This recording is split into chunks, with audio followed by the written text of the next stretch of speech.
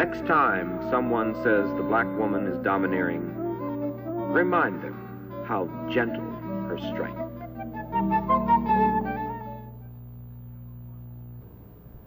This show will concentrate on one of the greatest institutions in the world, the black woman.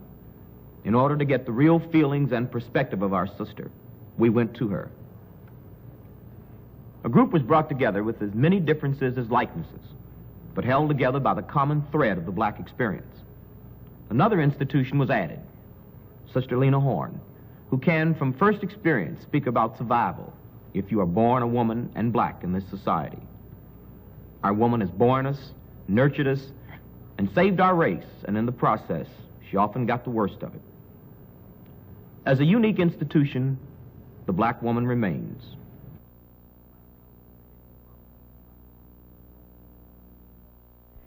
I believe the role of a black woman is to work for a just society, the kind of a society in which children can grow up without fear, in which they can hope. Don't you think so? Really, to boil it all down, black woman is the mother of civilization. That adds it up. She is. She's actually the mother, that's it. She's the mother of the earth. She bears forth the fruit to fertilize the soil. I agree. I agree. I think we have overlooked the fact that black women have been for the white nation. They have sucked us dry. That we have nursed the children, we have fed them, we have done everything, put all our energies, all our work into working for the white family. And now it's time for us to take all our strength, all the strength that Monahan says we have. We're supposed to be the strongest women anyway. It's time for us to take all our strength, all our milk, all of that, and put it into working for the black nation. I'd like to touch on something here. I'm glad you brought this up, and I don't know what reaction this is going to get because a lot of people jump at me when I say it. But unfortunately, all people in this country, black people and white people, are subjugated to the same system of media, are subjugated to the same systems of communication, are subjugated to the same conditioning. And that's something we definitely have to reckon with if we're going to ever get through any of this stuff. Moynihan, that's sort of the name that's associated with that word matriarchy, definitely has to be dealt with. I'd like to deal with him right, face to face. Right. I think that unfortunately, a lot of us, black men and black women, believe in the myth of that matriarchy. And I think that belief engenders a lot of negative things. Number one, it says that matriarchy is inferior to patriarchy, which is a whole thing right there. You see that patriarchy is a sort of natural or divine order of things, which is not so. Two, that black men have believed and internalized the myth of white womanhood in this country and Anglo-Saxon impositions, so that they place us in relation to where white women are. There's two things a woman, I believe, being a black woman and a very proud black woman, can do for a man, make him or break him. And then you take into consideration how the black man has been berated by the white man. His woman, adequately couldn't have the luxuries of another woman, born the same just like her. This man has to, black men have stood by for a very, very long time and been humiliated by the system. He can't get the job that this fella can get. And you must understand that his wife might have to go on welfare. He has to stay in the humility of that. He has to watch the plumber duck if the welfare worker come in there. You understand me? He has always been made to feel he's below the next man. So you must take into consideration. Now black men are learning, that they're part. They're beginning to feel like a man. They're getting their dignity and their pride back. So he needs a woman to keep on pushing him. Vice versa, When you say about, in the system, this system has destroyed, actually, the black man. Because everything that we've ever done, there's no part of this country that you can say, if you touch that a black man didn't bring it in here. Everything that they built, they've never been able to share with it. I don't even want to hear that. You know, what society have done just took our black men and destroyed their manhood. That's what they've done, aid and abetted. I'm certainly not in disagreement. I'm in 200% agreement with everything you said. I think we all are. But mightn't it be, you know, like, we understand that what the brothers are going through now, as you say, the cultural nationalism, but mightn't it all be very revolutionary, and you might be the better woman for understanding that at this point they need you to walk a few feet behind them to get their manhood together. So if it takes that, then I'm going to do whatever the brothers need now. I mean, I've been doing a lot of research on slavery and talk about wiping out and ripping off a people. They did it to the black man. They did it. And if it takes, at this point, a cultural nationalist say you got to walk 4 paces behind me, baby, slow. If that might be revolutionary, I'll do that. I mean, I'm going to do anything at this point that's needed. Verta Mae, is that revolutionary? How revolutionary is it if one half of us is in condescension and a kind of almost fear, saying, walking 10 paces behind you, saying that in order for me to, quote, regain my manhood, maybe that's I have to deny you your peoplehood. No. Is that revolutionary? I think we really have to explore if somebody that. really needs that, I don't.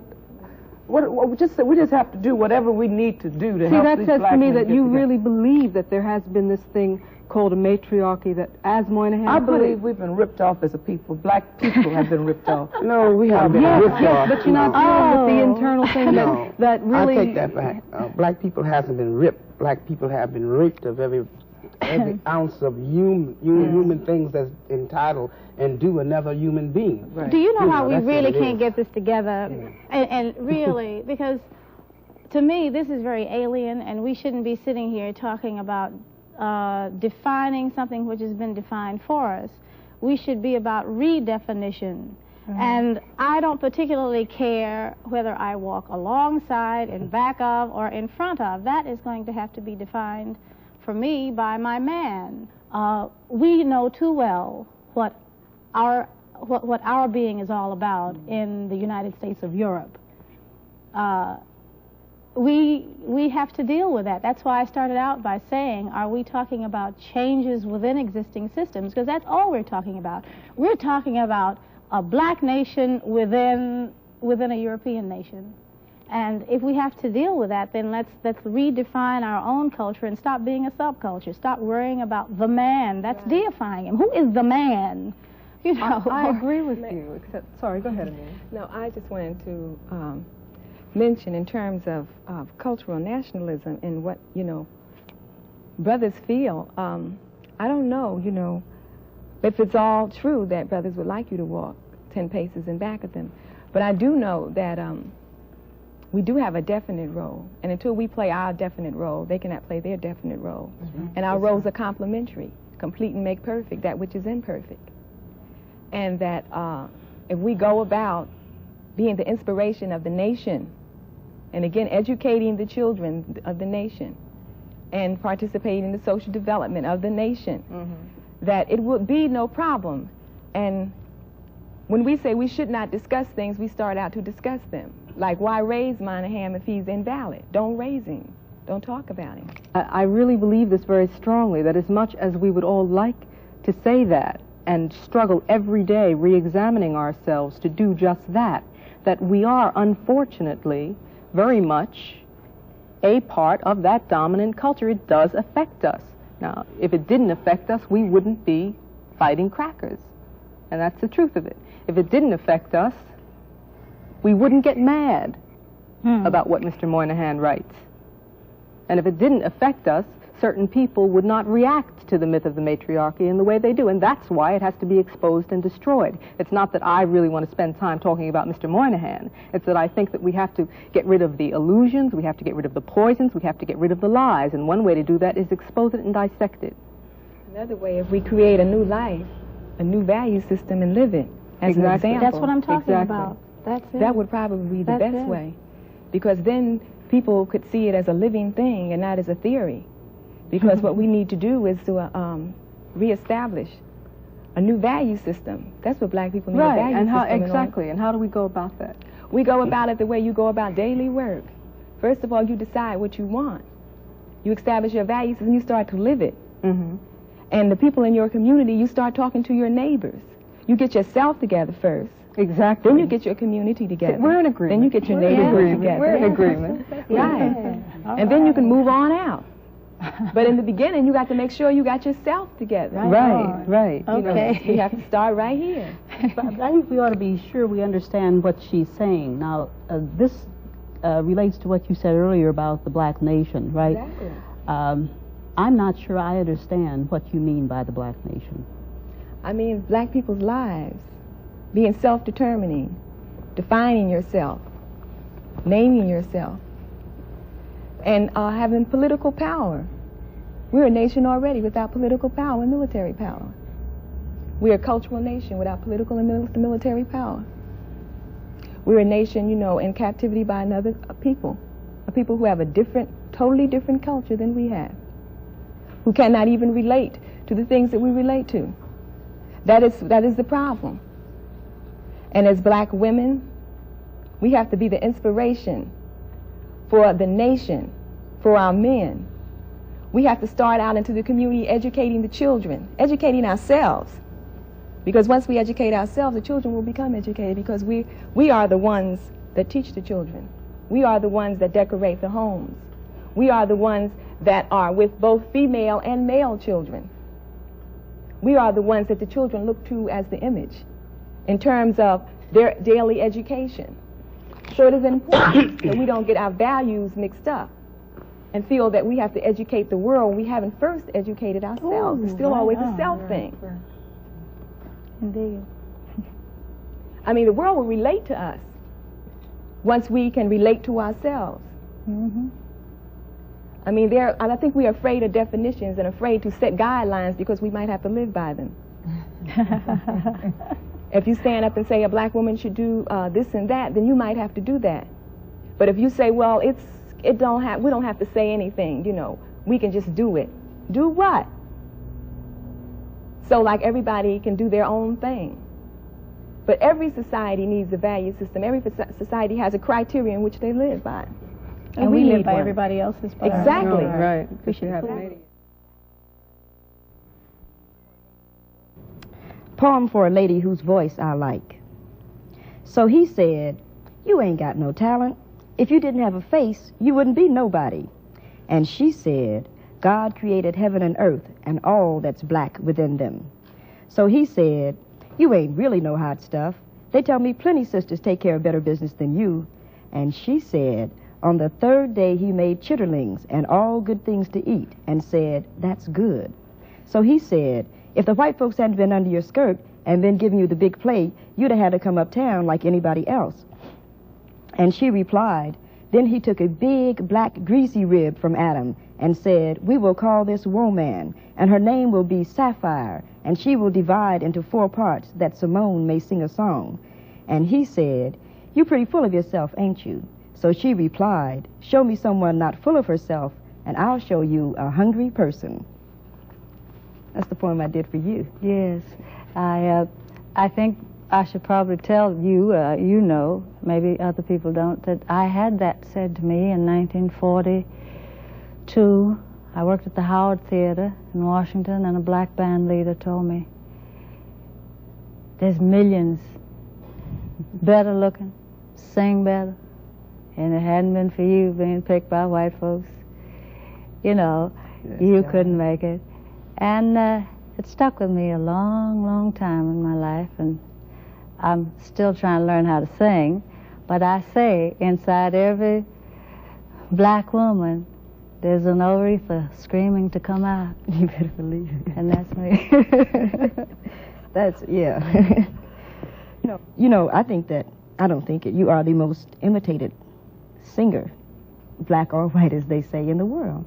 I think that happened because I was picked to, like the man said, I was picked at that time to be what they thought a black woman was like. I was picked even before my own development, and when they picked me, they found they had a tiger by the tail, because they really didn't know what was inside of me. And I was made to look like someone not me. I was made to look like I had to learn to sing, and I was not allowed to imitate rhythm and blues records because they weren't played very much, and I was raised by middle-class people who didn't believe in singing the blues. And I was made to look like Hedy Lamarr and so forth and so on. That's way before your time. Oh, nobody remembers Hedy Lamarr. Nobody remembers that. But I think then the girls who began to have the opportunity at that time, because they had finally opened the way for one, they began to put them into the same image too. And so we had a whole decade or so of girls who thought it expedient to imitate me because I was making it, you see. They say you've been trying to change your image. I don't know what that means. Well, I think what it means probably is that since Greensboro, as recent as that, and sit-ins, I was able to flee my establishment stereotype because young people had freed me. And I think that since I always have been what I am inside, that I've been able to survive because they really didn't kill anything black in me. I was, because I remember you were out in, I think, Las Vegas, and you beat that guy bloody with your shoe. Yeah, well, I drew a little blood. It was in Los Angeles. It was in Los Angeles. That probably was the first time I felt less lonely. By the isolation that was imposed upon me by very nature of its definitive isolation from my own people, from white people, this middle thing that I was in, had kept me very much alone spiritually too. And I got insulted. I had frequently done so, but I hadn't done it at a place where there were a couple of reporters around. And the guy made me mad, and I struck him violently because I am violent in a way. You trying to say violence purges the soul? No, he just made me mad, and sometimes your madness just mounts into, you know, beautiful madness. And I struck him, and I got tons of mail and letters and telegrams from black people who said, you know, hey, thank you, and how wonderful, and all. I said, my God, I'm not alone. And that was in the 50s. I had lived a long time without that feeling. And there are so many young black people now who I see doing things that are revolutionizing me and the world. Let me sort of ask a question that might be difficult. Like you grew up with, but professionally with Billie Holiday and Dinah Washington. Yes. And you survived, and they didn't. Do you? I'm sort of asking, I guess, to respond to that. Like, why? Can you? I don't know. I didn't want anybody to kill me. I think I didn't want them to destroy me. I mean, let's say I won't say hate because it's very bad, and I've not allowed myself until recently to love and open myself up to love. I was strengthened by my active disinvolvement, hidden, but it kept me surviving, and I think my background, my people must have. I find great migrations made by my great-great-grandmother on both sides that I didn't know anything about until I was in my 40s, and they survived, and it must be in us. Yeah. I'm sorry that, you see, I loved Billie very much, and I loved Dinah, and they were both very gentle women to me. They were very good to me when I was starting. And I think I began to know about the sisterhood during those years. You had a personal tragedy. Your father died, and then your son. Yes, this past 6 months I've lost my father and my son, and they were both black men that I was denied until I was along in my years. My father and my mother separated when I was 3, and my son was taken from me when he was 3. But I got to know them when I was older, and they really fulfilled a great deal. When you got ready to marry Minnie Hayden, one of the statements that you made was that you didn't have the strength to marry a black man. How would you... I had married first a black man, and I wasn't a big enough woman to help him. I married him because I had nobody. I ran away from life as a chorus girl at 16 and a stepfather who was white that I didn't understand. And then I found out how difficult it was for a black man to live at that time and to exist. And I failed him.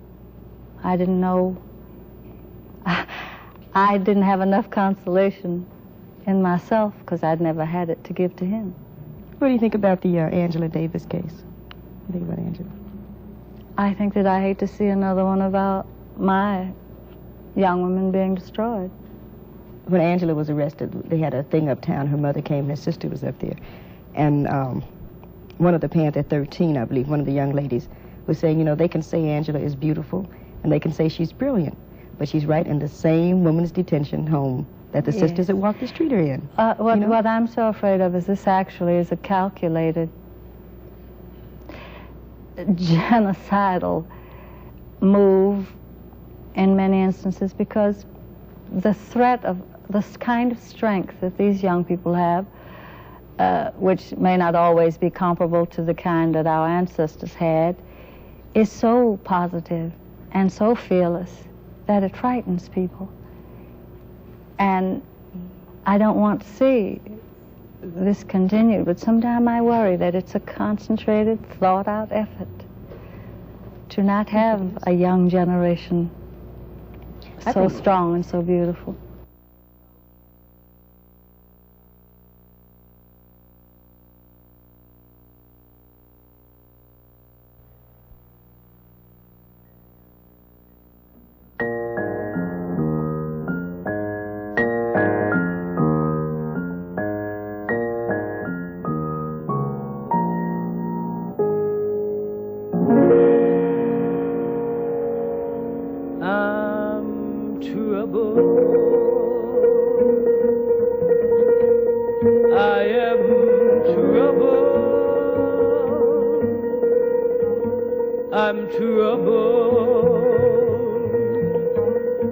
troubled in mind. If someone don't help me, I surely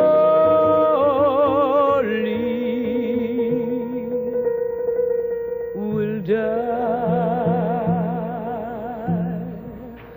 Trouble, trouble, I'm troubled in mind. Oh, trouble, trouble, trouble never leaves me behind.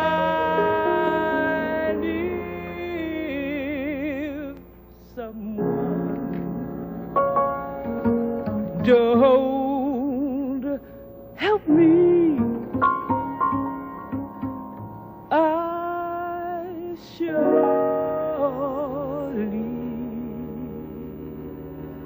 will die.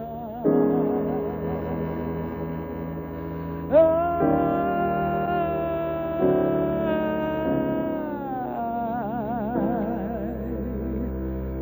will die.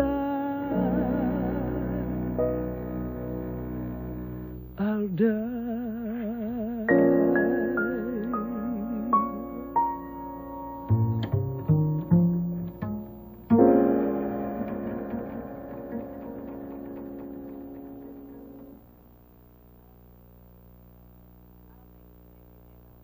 I don't think, maybe all the sisters don't know what K building is. Well, K building is the building up in Harlem Hospital that was taken over by community people, I for one.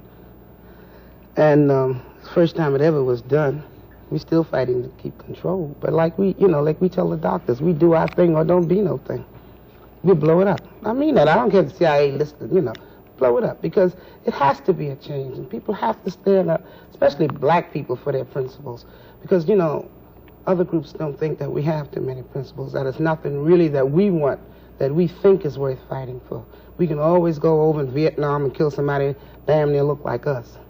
but we never, have banned our resources and our dreams to actually get something constructive. We're always fighting somebody else's wars, fighting for somebody else's ideals. We never really want to fight for ourselves. That's why, as the sister was saying here, K-Building meant so much. This was something for our people, something we believed in to the extent that we would have died right there. And for me, myself, it's the first time I ever had anything that meant that much to me. Those were drug addicts who wanted... Well, we opened it mostly because we took it. We had, just like you said, we went here, we went there, asking everybody, could we get facilities for adolescents? And every day you always heard, I'll call you, don't call me. So then one rainy evening we decided to go up there and take 2 floors that were badly needed in a community of 150,000 addicts. Because as the sisters here say, you get tired of watching your people die. So we took it. But we had a principle, this is what I'm saying. The principle is still there, and every day we don't relax. We keep right on so we can get it perfect. At least we're able, like she said, to save the children. And this is what we have to do. You have to save the children in order to save the race. I want to say something that some of you may disagree with, and that is, I don't think you can just work for black children. I think that the minute you start working on the problems of the black child, you find that you have to be concerned about all children, don't you? I mean, if you're working on drugs... Well, don't ask me that. I will never refuse any human being to come in there, but I'm concerned about mine, because you can't go, up in the Bronx when you haven't even cleaned up. I can't clean up my house. In other words, how the hell am I going to clean up yours? I got to clean up mine first, just like this sister said. Then clean up yours. Because, like, drugs with us has been in our community for 25 or 30 years. Nobody really ever cared. We have kids up there 13 years old, been on drugs 2.5 years. And the Board of Education haven't even missed them out of school. Like we say, they freed us 300 and some years ago, turned around 50 years later and gave us dope. So I don't really go for, for all of that about going across the river and doing something. I think we should stay on this side, try to do what we have to do for each other. I don't think that we can work just on our own problems unless we are concerned about the total society. And as a matter of fact, unless we go across the river too, and we're concerned about a lot of things happening in the world. This is a very small planet. And we feel the impact of these forces. I don't think that we can concentrate just on what you call the black nation, so long as we exist in America, which is a sick society. Don't you think we have to work on... No, I don't. I just wanted to define this as a difference of opinion. I appreciate everything you're saying, but quite often when people do not understand, they cannot relate. And I don't really think you understand what's going on. In black communities, I think you're very comfortable. I mean, please. Go ahead. I think you're very comfortable sitting in your office and trying to be very community-oriented from your desk and in your plush, air-conditioned place. It's not very No, but you have to get... I would like to see your office moved to a rat-infested apartment. If I live in one of them roach-infested apartment houses. We've all known what it is. No, but I live there right now. I mean, I live there right now. But my point is, you have to understand how the system operates in order to take it over and to make it more responsive to you. Now, there are ways of, and I think there are ways of turning programs around. I think all of you were involved in Fairfax. Take a walk. Really? Pardon? Take a ride. I mean, really through Harlem, even if you live there. Go at 114th Street and 8th Avenue, then curve all up through there. You'll see how the system works. Indeed. You will see how the system works. And when we see, professional people of our own race starts to work with that system, then we know, where it's coming from. And a lot of us black people have to begin to learn that we are black, and that man will always look at us just as that. Regardless of how much he might eat with us and pat us on our back, he still look at us for just what we are.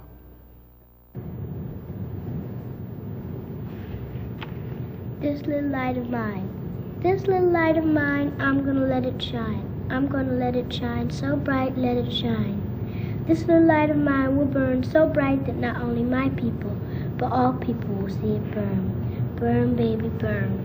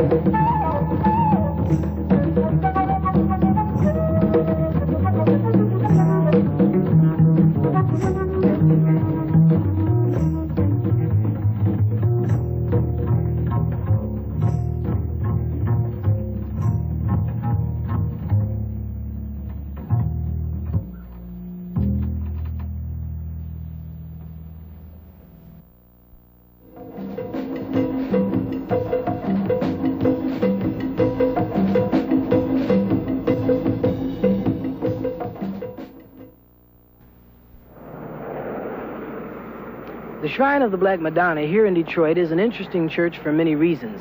First of all, it has a Black Madonna. Secondly, it celebrates a black theology. And third, it celebrates holidays in an interesting way, a black way, as it should be. Case in point, Women's Day, October 25th. Here at the shrine, the theme was New Directions for Black Women in the Liberation Struggle. Traditionally in black churches, there's a Women's Day, which has no relevance to anything that's important to black people. It's just a fundraising activity by black churches where women go out and try to raise as much money as they can. We are concerned with making the Women's Day a festival which symbolizes, points out, highlights the importance of black women to the church and to the total liberation struggle. What time is it? Then let the black nation rise. Then let the black nation rise. Let the black nation rise. What I'm going to say will be in two parts. The first part will be talking about black women in the struggle, and it's called Queens of the Universe, because black women be queens. If they could just see their beauty, you see. We black women have been called many things: foxes, matriarchs, sapphires, sisters, and recently queens. I would say that black women have been a combination of all them words, because if we examine our past history at one time or another, we've had to be like them words be saying. But today, there are some words we can discard. There be some we must discard for our own survival, for our own sanity, for the contributions we must make to our emerging black nation, and we must move to as the only queens of this universe to sustain, keep our sanity in this insane, messed up, die-conscious, pill-taking, masochistic, misan-orientated society gots to be dealt with. 'Cause that's us. You all hear me? Us. Black women, the only queens of this universe. Even though we be stepping unqueenly sometimes, like it ain't easy being a queen in this unrighteous world full of Miss Anns and Mr. Anns. But we steady trying. Women have been traditionally, historically, tremendously important to any oppressed people in the sense of making it possible for an oppressed people to survive, making it possible for them to pass on some of the traditions and culture of a people when the existence of a man was seriously threatened from day to day and from week to week and month to month. And so really for that reason we call the church the Shrine of the Black Madonna to symbolize not only the religious significance of Mary as the mother of Jesus, but the significance of all black women and the generations of struggle and sacrifice that black women have made in making it possible for black people to survive and come to this day. It's also important that we realize that in this day the role of black women has changed because we're much more clear about what the liberation struggle is all about, and black women have the task now of creating young black people, black children and black adults who can participate in a liberation struggle that seeks for independence and for freedom and for community control and the things which are important to people who are seriously engaged in liberation.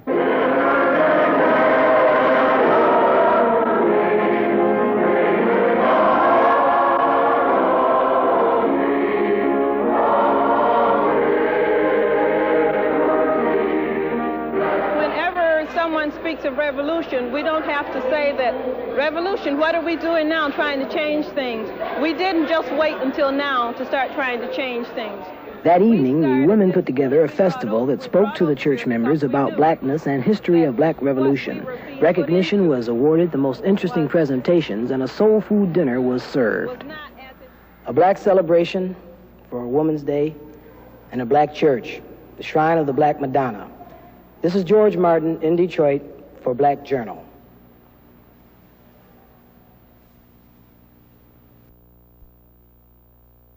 Ladybird.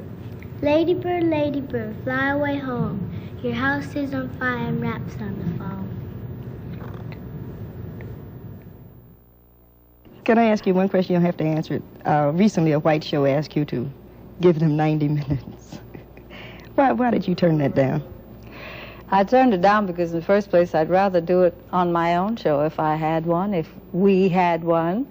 And I didn't feel like giving my life to someone that I don't feel very close to. I want to ask you a question. What's the sisterhood? What do you... Well, I wouldn't be so crude as to call it a black mafia, but I would say, no, I would say anybody that has a feeling of clan and not KK, but relativeness and familyness is what my sisterhood means. Yeah, well, what, I'm afraid that because I didn't have one of my own, I've latched onto the one I'm entitled to. You never had a sister? Well, I didn't have sisters or brothers or my mom and papa, you know, and so I have you all. Where do you think you're going? You know? Well, I'm still a little numb at the moment from the past 6 months, but I feel adventuresome. I don't think I'm just going to stop and sit down. I don't necessarily mean singing or... I'm not a lecturer, I'm not a writer, I'm not a... I'm just, I guess I'm a performer, but I feel creative. I feel I need to be around people. I like it now. And I don't know what I'm going to do, but I'm not going to stop. There are many, many things that we can do if we look at ourselves seriously as a nation and not get preoccupied with the goings-on of someone else and get preoccupied with what we're doing. You know, there actually are resources in the black community. We should use those resources and we should move around, you know, in such a way as though we were seriously thinking about having a nation. I agree. And seriously, and not just say it because it sounds good, or say it because it is hip, because nationalism is not faddism. And I think that a lot of people are identifying with different things because it is hip to identify with certain things, but it is hipper to understand that we are slaves and we got to be free. And it's even hipper to work at our, you know, our freedom, national liberation for black people. Well, what about the sisters who don't agree with you? Then who has to deal with them? Well, it's not about agreeing with me. It's about doing. It's not agreeing about it. No, they will just say, I don't agree. It is, you know, well, we just have that, you know, she could say, I don't agree with you, you know. Right. My man won't let me do that. I don't want to do that. And what will happen to these people? I'm not going to preoccupy myself in terms of what will happen to them because I know that more people are preoccupied with freedom. No one wants to be a slave. But are we talking about a black nation? I'm talking about black people who haven't quite gotten the mind thing together. So we have to preoccupy our minds. I think that because all black people don't say they're nationalists, and because all black people don't, you know, wear braids or naturals and traditional clothes, don't mean they're not nationalists now. Now, they're nationalists, but they just don't use the word because no one wants to be a slave. And there's no black person on this planet who will disagree with freedom. So, like, I don't know whether, you know, we can consider that or not.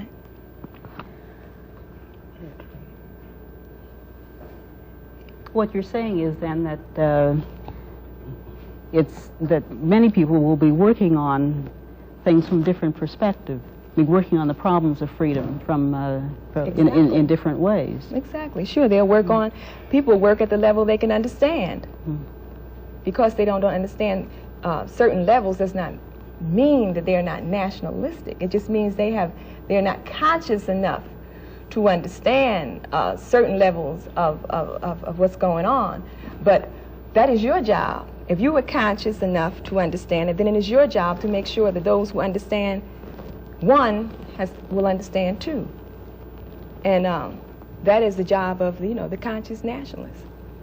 And Imam always says that if you're a nationalist and you're talking bad about someone else and you're not doing anything to to get them where you think they should be, then it's you, because you're that hip. Then you should be hip enough to change them. I used to wonder who I'd be When I was a little girl in Indianapolis, sitting on doctor's porches with post-on pre-debs, wondering would my aunt drag me to church Sunday, I was meaningless, and I wondered if life would give me a chance to mean. I found a new life in the withdrawal from all things not like my image. When I was a teenager, I used to sit on front porch steps, conversing the gym teacher's son with embryonic eyes about the essential essence of the universe, recognizing the basic powerlessness of me. But then I went to college, where I learned that just because everything I was unreal, I could be real, and not just real through withdrawal into emotional crosshairs or colored bourgeois intellectual pretensions, but from involvement with things approaching reality, I could possibly have a life. So catatonic emotions and time-wasting sex games were replaced with functioning commitments to logic and necessity, and the gray area was slowly darkened into a black thing. For a while, progress was made, along with a certain degree of happiness, because I wrote a book and found a love and organized a theater and even gave some lectures on black history, and began to believe all good people could get together and win without bloodshed. Then Hammarskjöld was killed, and Lumumba was killed, and Diem was killed, and Kennedy was killed, and Malcolm was killed, and Evers was killed, and Swerner, Cheney, and Goodman were killed, and Louisio was killed, and Stokely fled the country, and LeRoi was arrested, and Rapp was arrested, and Pollard, Thompson, and Cooper were killed, and King was killed, and Kennedy was killed. And sometimes I wonder why I didn't become a debutante, sitting on doctors' porches, going to church all the time, wondering, is my eye makeup on straight? Or withdrawn, discoursing on the stars and the moon, instead of a for real black person who must now feel and inflict pain. Pintar